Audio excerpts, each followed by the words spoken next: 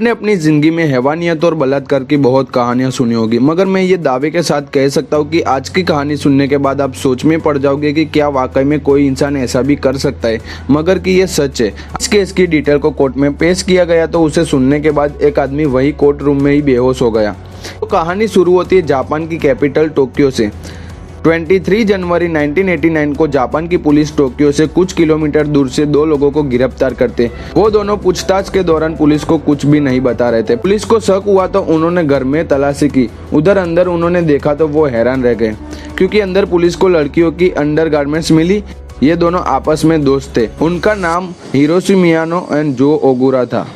इसके बाद पुलिस इनकी कुंडली निकालती है तो पता चलता है कि ये दोनों जापान के खतरनाक क्रिमिनल गैंग याकूब के जूनियर मेंबर हैं और इनके ऊपर पहले ही कई छोटे मोटे क्राइम के आरोप भी है।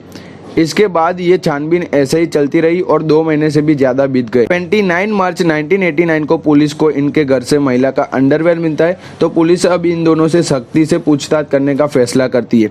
इसके बाद पुलिस दोनों को अलग अलग कमरों में बिठाकर पूछताछ शुरू करती है, मगर इन दोनों में से कोई भी अपना मुंह नहीं खोलता। इसके बाद पुलिस को याद आता है कि आज से 4 महीने पहले में भी महिला का और उसके 7 साल के बच्चे का मर्डर हो गया था, तो कहीं इस मर्डर में उन दोनों का हाथ तो नहीं है। इसलिए पुलिस अंधेरे में तीर मारती है और हिरोशिमा मियानो से कहती है कि हमें पता है कि तुमने किसी का मर्डर भी किया है। पुलिस की ये बात जैसे ही मियानो ने सुनी तो वो घबरा गया और उसे लगा कि शायद उसके दोस्त ओगुरा ने सब बता दिया जो कमरे में हुआ था। पुलिस की ये ट्रिक काम कर गई और थोड़ी देर बाद आखिरकार उसने बोला कि उसने एक मर्डर किया है। पुलिस के लिए बहुत बड़ी कामयाबी थी, क्योंकि पूछताछ तो एक बलात्कार के बारे में कर रही थी, मगर खुल गया एक मर्डर केस। उसके बाद पुलिस लाश के बारे में पूछती है तो वो जगह बता देता है जहां पर लाश को फेंका गया था। फिर पुलिस उसी दिन अपनी टीम के साथ टोक्यो में ही कोटो नाम की जगह पर पहुंचती है। ये जगह समुद्र के किनारे में बसी हुई थी। इसके बाद पुलिस छानबीन शुरू करती है। थोड़ी देर बाद पुलिस को एक खाली जगह पर एक बड़ा सा ड्रम मिलता है जो सीमेंट और कंक्रीट से भरा हुआ था और उस ड्रम में से अजीब सी स्मेल आ रही थी। उसके बाद पुलिस एक क्रेन मंगाती है और उस 305 किलोग्राम के ड्रम को उठाकर ले जाती है। फिर जब उस ड्रम में से कंक्रीट को तोड़कर हटाया गया तो उस ड्रम में से एक लड़की की लाश निकली।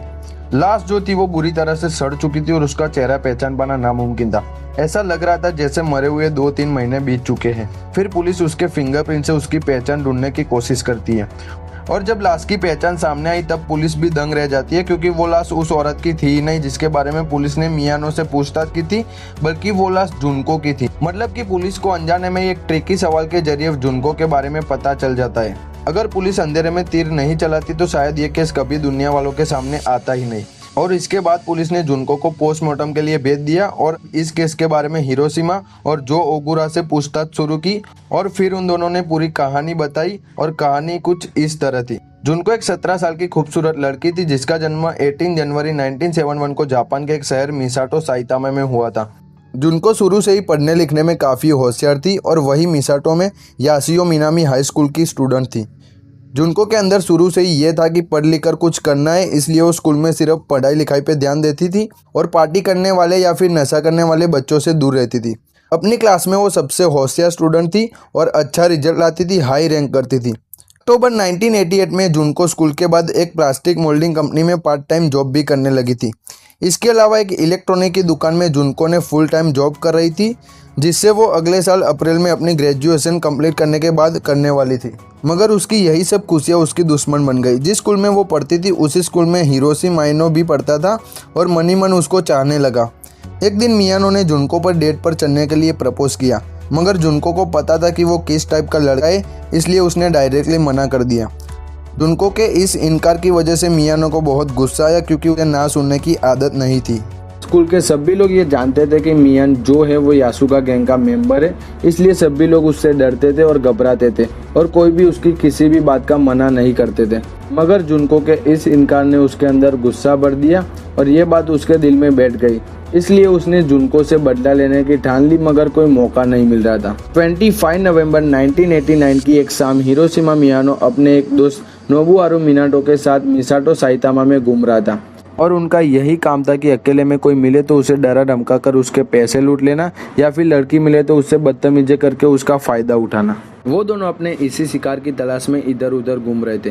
रात को तकरीबन 8:30 बजे जुनको अपना पार्ट टाइम जॉब खत्म करके साइकिल से वापस अपने घर जा रही थी और इत्तिफाक से मियानो अपने दोस्त के साथ उसी इलाके में घूम रहा था जहां से जिनको अक्सर गुजरा करती थी। मियानो की नज़र जुनको पर पड़ जाती और वो जिस मौके की तलाश में था वो उसे मिल जाता है। इसके बाद मियानो के कहने पर उसका दोस्त नोबुहारू मिनाटो भागकर जुनको के पास जाता है और उसे धक्का देकर साइकिल से गिरा देता है और वहां से भाग जाता है। फिर वो जुनको से कहता है कि रात का समय है और हो सकता है कि वो दोबारा भी तुम पर हमला करने की कोशिश करे, इसलिए चलो मैं तुम्हारे घर तक छोड़ देता हूँ। क्योंकि जिनको मियानो को जानती थी और वो दोनों एक ही स्कूल में पढ़ती थी, इसलिए उस पर भरोसा करके उसके साथ चली जाती है।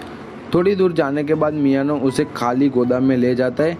वहाँ पहुँचने के बाद वो जुनको को अपनी असलियत बताता है और कहता है कि जिससे तुम्हें साइकिल से धक्का दिया था वो मेरा दोस्त था और हम दोनों साथ हैं। मैं जैसा कहता हूँ वैसा ही करो और अगर तुमने शोर किया तो मैं तुम्हें जान से मार डालूंगा। ये बात सुनकर जिनको बहुत डर जाती है। इसके बाद वो उसके साथ बलात्कार करता है। फिर वो जुनको को लेकर बाहर आता है और रात के करीब 9:50 पर वो वहाँ से एक टैक्सी लेकर पास के ही एक होटल में आता है। होटल पहुंचने के बाद वो एक बार फिर से जुनको का बलात्कार करता है और जब उसका मन भर जाता है तो वो होटल के कमरे से ही मिनाटो के घर को फोन करता है जहां उसके दो दोस्त ओगुरा और यसुशी भी मौजूद थे और फिर जो उसने जुनको के साथ किया वो बड़े ही शान से बताया। मियानो की ये बात सुनने के बाद उसका दोस्त ओगुरा उससे कहता है कि उसे छोड़ना मत, हम थोड़ी देर में आते हैं। इन सब में 25 नवंबर की तारीख बीत जाती है और रात 12 बजे बाद 26 नवंबर 1988 की तारीख आ जाती है। 26 नवंबर की सुबह करीब 3 बजे आसपास मियानो जुनको को लेकर एक पार्क में पहुंचता है जहां पर पहले से ही तीनों दोस्त वहां इंतजार कर रहे थे। जब जुनको वहां पहुंची तो उन्होंने उसकी स्कूल नोटबुक से उसके घर का एड्रेस निकाल दिया और फिर उसे डराया धमकाया और कहा कि हमें पता है कि तुम्हारा घर कहाँ है।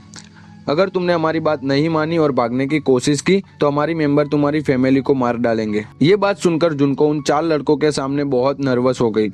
इसके बाद वो चारों उसे लेकर मिनाटो के घर में पहुंचे। वहां जाकर उन चारों ने गैंग रेप किया। वो घर दरअसल मिनाटो का ही था जहां वो अपने माँ बाप के साथ रहता था, मगर उसके माँ बाप काम की वजह से ज्यादातर घर के बाहर ही रहते थे, बस कभी कभार ही घर को आते थे। इधर जुनको के माँ बाप परेशान थे कि अभी तक वो घर पर क्यों नहीं लौटी। उन्होंने उसे हर जगह ढूंढने की कोशिश की मगर उसका कोई सुराग नहीं मिला। इन्हीं सब में 26 नवंबर की तारीख भी बीत गई मगर जिनको वापस नहीं आई। 27 नवंबर 1988 को जुनको के माँ बाप पुलिस स्टेशन पहुंचे और उसकी मिसिंग रिपोर्ट लिखवाई और फिर पुलिस ने जुनको को ढूंढना शुरू किया।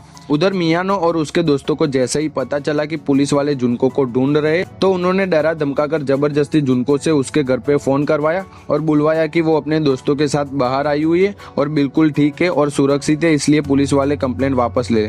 अब मियानो और उसके दोस्तों को खुली छूट मिल गई और मिनाटो का घर जिसमें उन्होंने जुनको को रखा था वो घर अब अय्यासी का अड्डा बन गया था। इस घर में अब मियानो के दोस्तों का और मेंबरों का आना जाना शुरू हो गया। मिनाटो के माँ बाप घर पर होते तो जुनको को मिनाटो की गर्लफ्रेंड की तरह पेश आने के लिए फोर्स करते। डरी सहमी जुनको भी वही करती जो उसे करने के लिए कहा जाता, मगर कुछ दिन के बाद ही मिनाटो के माँ बाप को पता चल गया कि यहाँ पर क्या चल रहा है। इसके बावजूद उन्होंने कुछ नहीं किया क्योंकि उनको भी पता था कि वो किसी गैंग से जुड़ा है और दूसरा कि वो उनका खुद का बेटा है।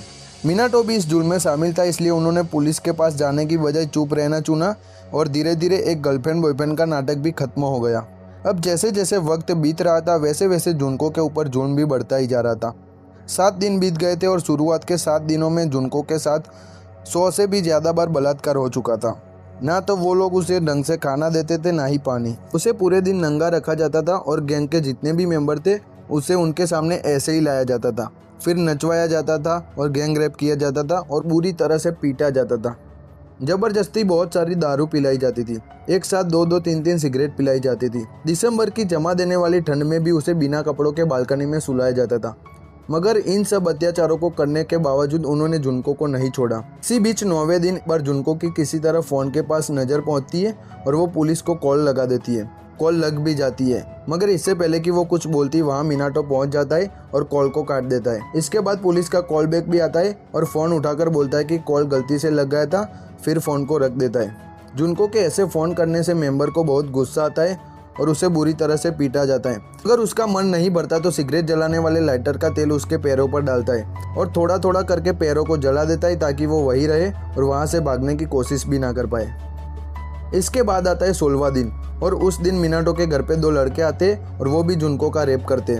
मगर उनमें से एक लड़का वहाँ से जाने के बाद ये बात अपने भाई को बता देता है और उसका भाई ये बात अपने माँ बाप को बता देता है। जब उसके माँ बाप ये बात सुनते तो उसकी कंप्लेंट पुलिस में कर देते हैं। उनकी इस कंप्लेंट पर पुलिस वाले मिनाटो के घर के दरवाजे तक पहुँचते हैं, पर इत्तेफाक से उस दिन मिनाटो के माँ बाप वहीं मौजूद थे और जब पुलिस इस बारे में पूछताछ करती है तो साफ मना कर देते और कहते हैं कि ऐसी कोई लड़की नहीं है।